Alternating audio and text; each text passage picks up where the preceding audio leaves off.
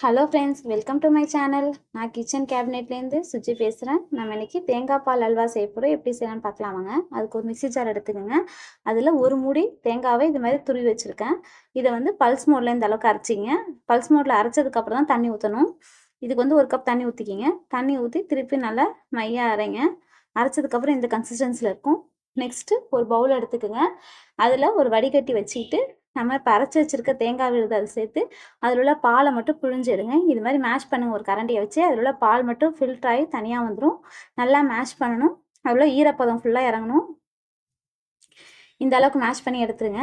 இப்போ வந்து இது 2 to 3 டைம்ஸ் வந்து இது மாதிரி பால் புழிஞ்சு எடுத்திங்கன்னா இந்த இவ்வளோ வந்து வரும். இதை எடுத்து வச்சுருங்க தனியாக. நெக்ஸ்ட்டு நம்ம இதில் என்ன சேர்க்க போகிறோன்னா 2 டேபிள் ஸ்பூன் வந்து கார்ன்ஃப்ளவர் மாவு சேர்த்து ஃபஸ்ட்டு நல்லா மிக்ஸ் பண்ணி விட்டுருங்க. மிக்ஸ் பண்ணதுக்கப்புறம் நம்ம என்ன பண்ண போறோம்னா ஒரு விஸ்க் வச்சு நல்லா பிளெண்ட் பண்ணுங்க.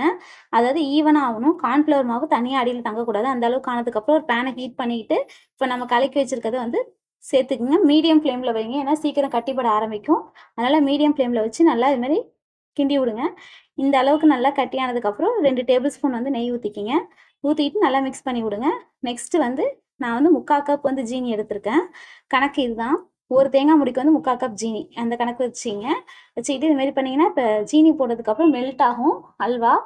இந்த கன்சிஸ்டன்சியில் வரும். நல்லா இதுமாரி கைவிடாமல் கிண்டிக்கிட்டே இருங்க. நெக்ஸ்ட்டு வந்து 2 ஏலக்காய் வந்து இடித்து சேர்த்துருக்கேன். நீங்கள் ஏலக்காய் பவுடர் இருந்தால் அதையும் சேர்த்துக்கலாம்.